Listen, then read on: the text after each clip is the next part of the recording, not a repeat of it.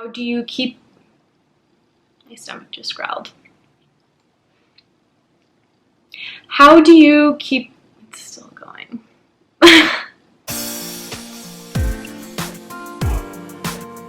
What's up, you guys? It's Tess. Hello and welcome back to my channel. So I'm so excited to sit down and film. I got my new camera. Hopefully you guys noticed the difference in the quality from my iPhone. I splurged, treated myself. I've been saving my pennies. I got the G7X Mark II. It's gorgeous. I can definitely tell the difference from the original version, which I used to have, but it's a really nice camera. I hope you guys like it. Today I'm just going to be doing a little Q&A. I feel like this is almost too easy of content, but I asked you guys on my Instagram to just send me questions that would help you out, whether it's about esthetician school or your skincare, so I can answer those for you.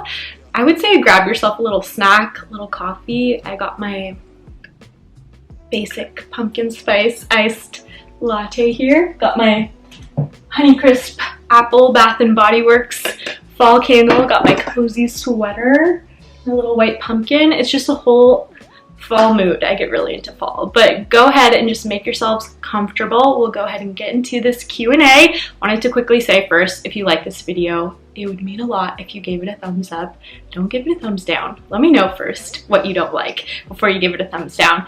And please subscribe. It would mean so much. As a small channel, I'm really trying to grow this community. It's been incredible. It's just been all positive, which I love, and it brings such a light to my life, and it's one of the reasons I'm really excited to wake up in the morning. Honestly, sometimes I struggle with waking up in a really bad mood. So you guys get me excited. Your comments and DMs mean the world to me. Love you so much. Let's just go ahead and get into the video. Okay, let's go ahead and get into the questions. Have them here on my phone. Okay, the first one is a little bit serious, and I get asked this question often, and it is a very tough question to answer, but I'm going to address it. So it is, do you think it's unreasonable to expect to be an esthetician for your only source of income? I know this is a big concern. I know people look at the career and kind of assume it is low paying, and I don't want to put a blanket statement on this because it really depends on where you live, your expenses, cost of living. Everyone has different expectations for a fair job and what they need to survive. Do you have children? Are you supporting a family? Do you live on your own? It's so individual. But I will say I live in one of the most expensive cities in America. I live in San Francisco, and I also want to make the distinction. I only work 2 to 3 days as an esthetician. I'm the exception. I work with all women who work full-time as estheticians in San Francisco, and they do well for themselves, and you certainly can. So I just want to put it out there that there are fair-paying spas, and I would say you want to look for somewhere that has a good clientele, people, services that are fairly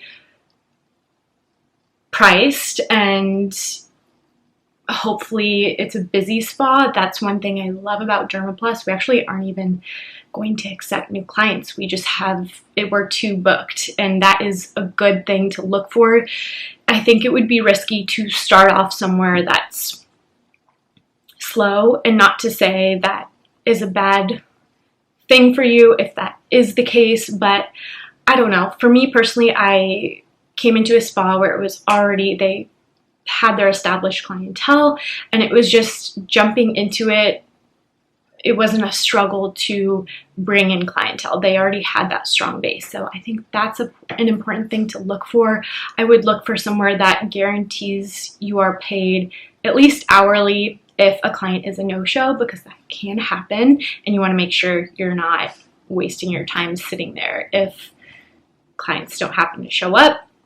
You want to look for somewhere that pays you a percentage of the service. You want to be paid for your retail commission. You want to make sure you are getting tips, which is probably going to happen. And all those things considered, you can do well for yourself. And what I love about the career, as opposed to ones I've been in the past, is you kind of have that flexibility. If you can do really well with your sales, and of course we're not selling things for no reason, it's to benefit the client's skin, but if you can do well with your sales, if your clients love you and tip you decently, if you have those recurring clients and you know how to upgrade services, that's another way to make more money, you can certainly do well for yourself. And where I am now, I try to get a little bit creative. Like, I will write blog posts as well for the spa I work at. Maybe you can do a little social media to make some extra money. I think it's just a career that has so much flexibility, and that is the beauty of it. You can definitely make more money if you are able to upgrade and sell product effectively. So those are things considered, whereas in more traditional careers, you might be kind of pigeonholed to a salary of $75,000 or whatever it may be. I kind of like knowing, I like that little, like, it's not, I don't know what the word is. I like that, having that freedom to make more money and inspire and motivate myself. I know that's not for everyone, and some people just want to bank on, you know, a certain salary. So it depends on what you are comfortable with. I know there's more stable jobs, not that it's not a stable job, but more clearly defined jobs. And I know a lot of people really value knowing that standard, and if you have a family, that's something you really have to consider. So it's really so based on the person, but hopefully I answered that okay for you guys. That's the hardest part so far about being an esthetician. I was thinking about this, and I think there are two things that have been difficult for me. The first is accepting that you are not going to be perfect for every client, and I'm somebody who, I can definitely be a people pleaser, and I want everyone to like me.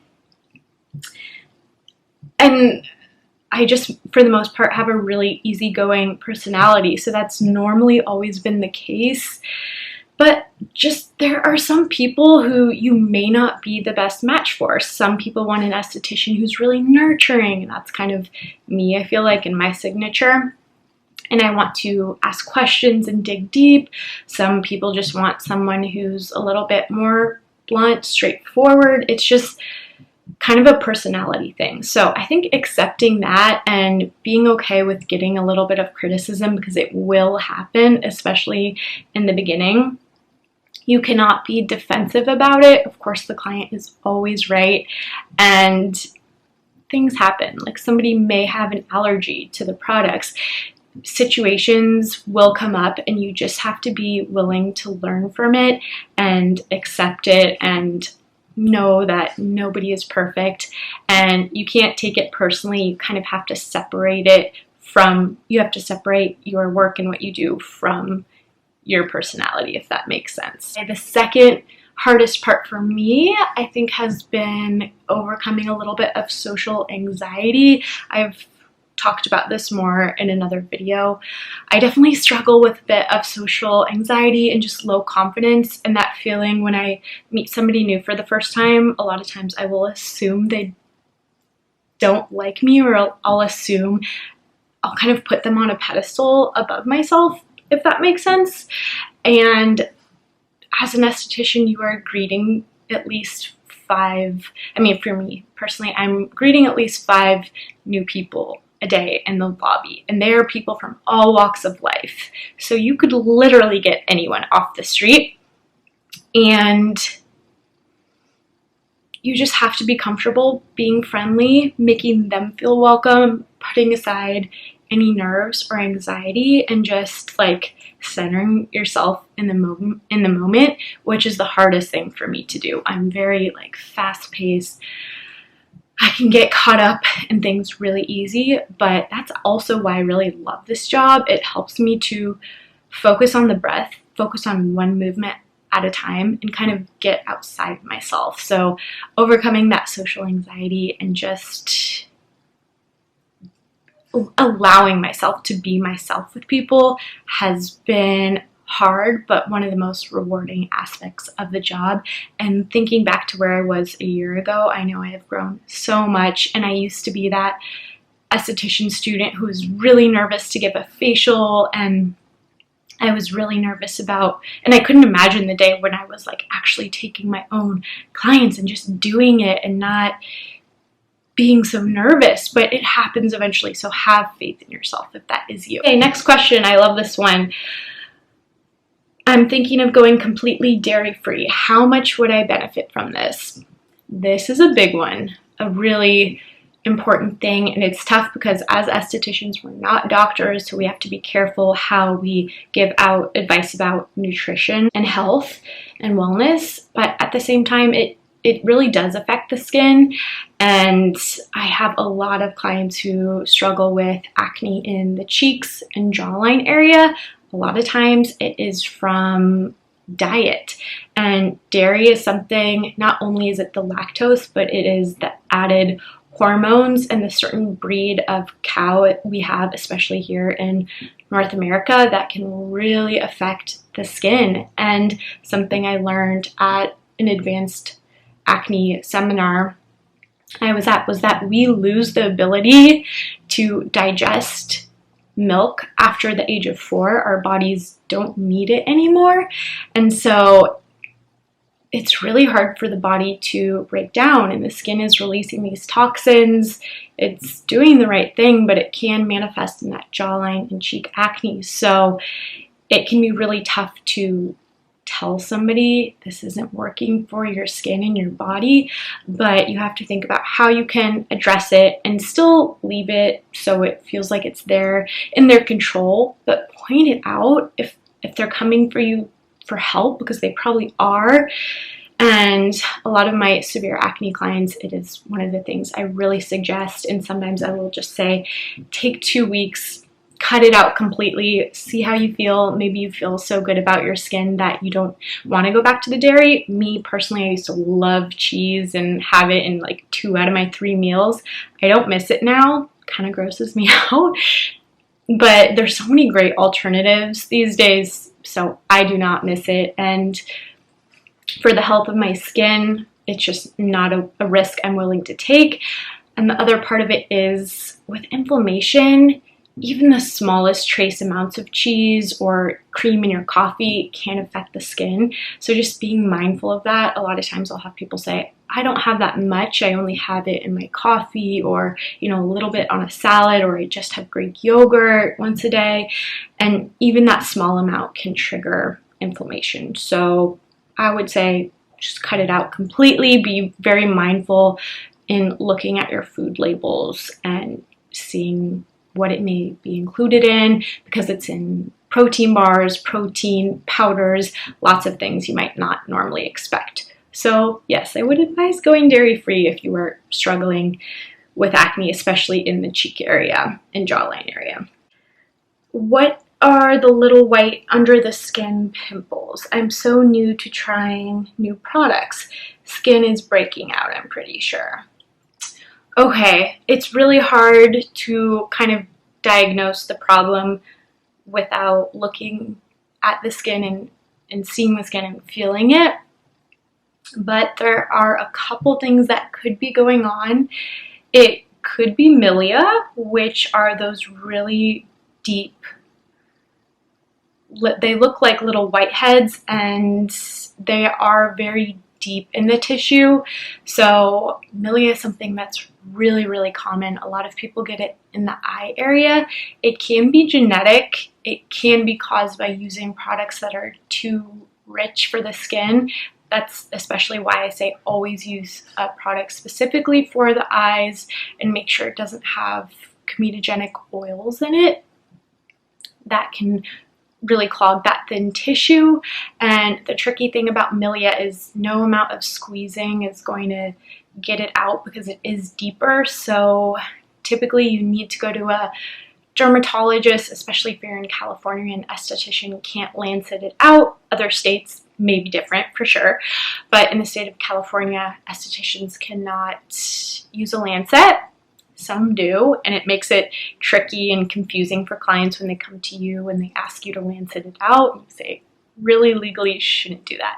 So you probably have to go to a dermatologist and get it extracted, or you may be able to use some sort of AHA, BHA to help kind of dissolve that congestion over time. That can work, but I would say the most efficient way to get it out is to go to a dermatologist. They can go away on their own sometime, but that is really up to you. So it may be milia she's talking about. She's also saying that she's using a lot of new products. So I'm wondering, it could be a little bit of inflammation in the follicle causing breakouts if you are trying a bunch of new products at once, and especially if they're very active.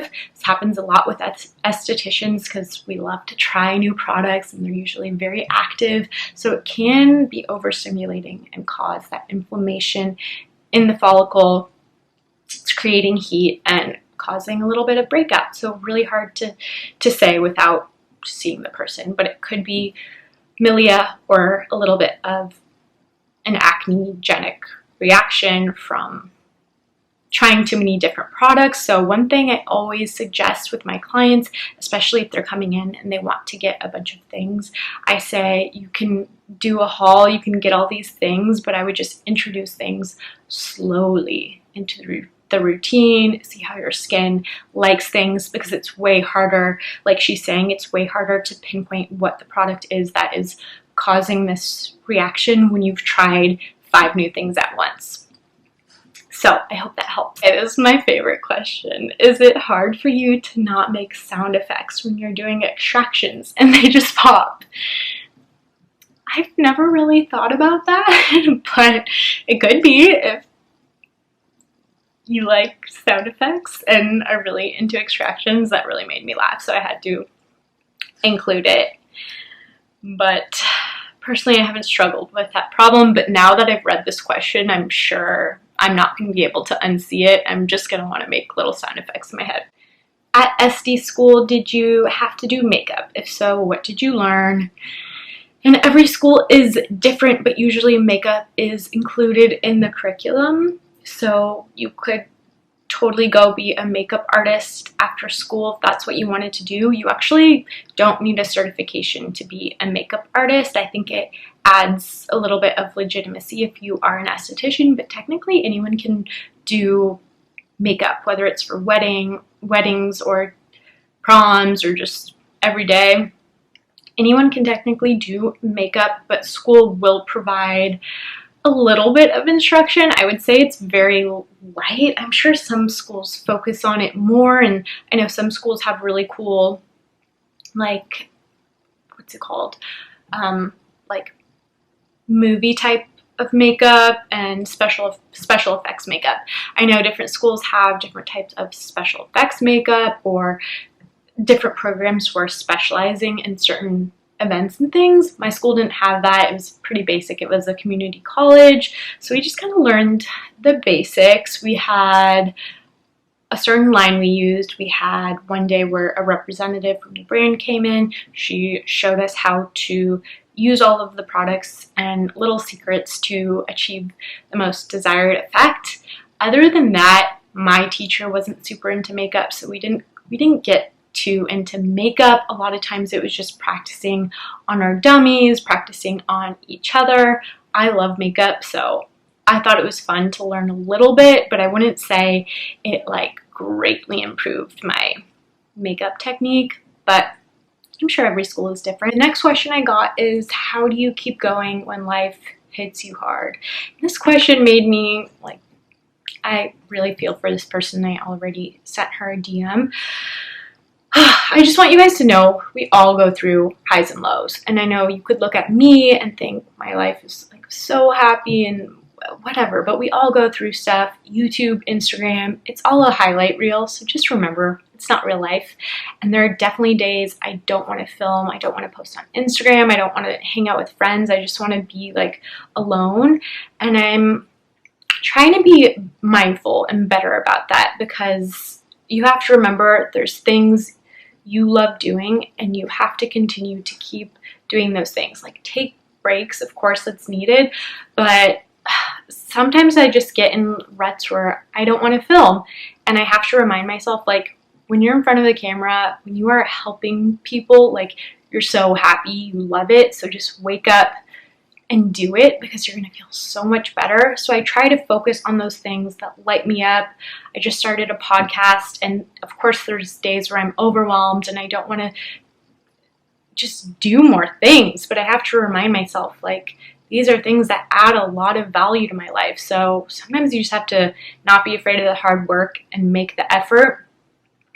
Another thing I do is I try to wake up, not like linger too long in bed, not like scroll on the phone mindlessly. Try to open the blinds, get some light, try to drink a lot of water, and then I go straight to the shower and I do my little self-care morning routine. I tell Google to play positive affirmations, and I will just play that while I'm doing my whole thing in the shower. I feel like it's just good to get yourself cleaned up, presentable, and not feel like sloppy and like bad about yourself. Try to get clean. I do my skincare because it's like something for myself that is improving my health and my mental health. So I'll do that. I'll look myself in the mirror and say these positive affirmations and tell myself, like, these positive things are already happening for me, and it helps me to just believe it. So I'll do the positive affirmations, I'll do my skincare, I try to like put on a brow, some mascara, do my hair, put on an outfit I feel good in, rather than just like sitting around and feeling like I don't care, nobody else cares. Just like do it for yourself. Then I try to work out, go to the gym. I love Pilates, I love lifting weights, I love running. Those are my things. Maybe for you it's yoga, whatever it may be. Just like find some movement that really, I think, improves your quality of life for real. I know people say it all the time, like, work out, but truly, like, commit to it and you will not regret it. So working out is huge for me. I try to eat right. I try to treat myself to little things, I don't do it a lot, but nice lunches, even if I make it, like a really nice salad makes me feel good, a little matcha on the weekend, a little celery juice on the weekend. Like, treat yourself to those little things. Get your hair done, get your nails done here and there, or if you're feeling sad, like, do little things to remind yourself, like, you're worthy of little treats in life. I know it sounds superficial, but it works when I'm feeling sad. And then the last thing I'll say is I would recommend just trying to get outside of yourself. Something I heard recently was depression is literally like obsession with yourself. And I know that sucks to hear, and like I have been there, but if you can try to get outside of yourself, remind yourself, like, you're not the only one in the world. Like, I'm sure you have a friend who's going through something hard. So I'd say, like, make an effort. Call them. Call your mom. It means so much to them. So try to just do something nice and uplifting for someone else. And I feel like that is a true source of happiness. Like, YouTube, trying to give back is a big source of happiness for me. And it reminds me that of, like, just like a greater power, and that life is so much more than my physical body, and you do have the potential to connect with people and improve their life if you want to make that effort. So I would just think about those things that really can enrich your life, and don't forget to take care of yourself. Okay, light little fun question. Can you have your nails done, or do you need to keep them short for facials? You do need to keep them short for facials, and I know it's sad. I love long acrylics. I think that's such a cute look, and I actually have acrylics right now, but I always make sure before I go into work that they have been like filed down really short, just because nobody wants to feel your long nails on your face. It's not a good feeling. So nails should be short. I would recommend like having them always done, even if you just do it yourself, and make sure they're short and filed and have a little polish. I think it just makes the facial nicer to give and receive. So you don't have to be spending a lot of money on manicures, but I would just say, like, have a nice clear, nothing crazy. I would say stick to like clear or light pinks or like pale beiges or whites. Stick to those neutrals. Can't really have crazy like neon nails in a lot of spas unless you are doing your own thing. But yeah, usually a spa will specify like the rules for your nails. And yeah, it's just something you do as an esthetician. Keep the nails short, keep them nice. What is your favorite procedure to do? This is tough for me, and I have a feeling it's about to change soon because we just got a new machine I'm super excited for. It is a wet, dry microdermabrasion from a machine from Biotherapeutics. So I'm training on that now, and I know it's going to be so fun, and I'm really excited to dive more into that. But I haven't actually done the procedure yet, so I have a feeling that's about to be my new favorite. But I love extractions, and it wasn't something I always loved. I wasn't like that person who watched Dr. Pimple Popper videos all the time. Like, it just wasn't, I didn't have that, like, not fetish, but I didn't have that like interest in it from the beginning. That is a big reason a lot of people become estheticians. I was more just interested in the overall picture of improving the health of someone's skin. And now I just really enjoy, because I've seen how much extractions are necessary. And so I find that gratifying. And once you kind of master how to do really good, clean extractions, I think you'll really start to love it. And that's when I really started to love it. Oh man, I love just facial massage in general though. I get really lost in the movements, and that's one of the things I see just amazing results from. I do it on myself daily, and I always tell my clients, like, you want to do facial massage at home, you want that movement. So I love that. I love using the ultrasonic spatula. It's really satisfying. So if you guys haven't tried it and you are estheticians, I love the ultrasonic spatula for extractions. What else? I love a good peel. I just love it all. And I'm not somebody who loves to do brows and lashes and skincare. Like, skincare is my thing and what I love. So I kind of love everything about the whole process. I love the products. Like, I love it all. So just all aspects of a facial are my fave, to be honest. Next question, dry skin / acne that can't make its way out. And then in parentheses, Hashimoto's help. So I can relate, because a lot of you guys know I have Hashimoto's. It is an autoimmune disease related to thyroid. It's very, very common, especially among women. And a lot of times it results in dry skin, dehydrated skin. So what it sounds like is when you have that dry outer layer and you have that oil coming up underneath, like she's saying, the skin is surface dry. And she's probably lacking water too. She's probably a little dehydrated. So Narita Joy talks about this on YouTube a lot, and I've learned a lot about surface dryness from her. She tends to recommend a non-foaming cleanser, so that may be something for you to try, and it may help alleviate that surface dryness. I would say you also want to be exfoliating regularly, something not too harsh, nothing scratchy. You want like round particles in your exfoliant, or chemical exfoliation or enzymes are great as well. So make sure you are exfoliating, and you can even use a very gentle washcloth. That might help with removing your cleanser. And you may want to think about using an oil-free or moisturizer with very light, like skin-loving oils like jojoba, squalene, things that aren't going to be too pore clogging, because that might be kind of exacerbating the acne. So those are some things to look into, and just know I feel you with the Hashimoto's. So try those things. Let me know what you think, and I hope it helps. Okay, last question, skin related. Should I be exfoliating when I have active acne? And this is a really good question, and it's a little tricky because you do want to exfoliate, because if you're not, you're going to have that problem of surface dryness where the oil can't get out. So you do want to exfoliate, and at the same time, you don't want to overstimulate the skin because that will create a lot of heat and exacerbate the acne. So I would say, like, choose something with a very mild consistency. The Dermaplus Bamboo Enzyme Scrub is really, really nice. Or I would choose something with like a light chemical exfoliation.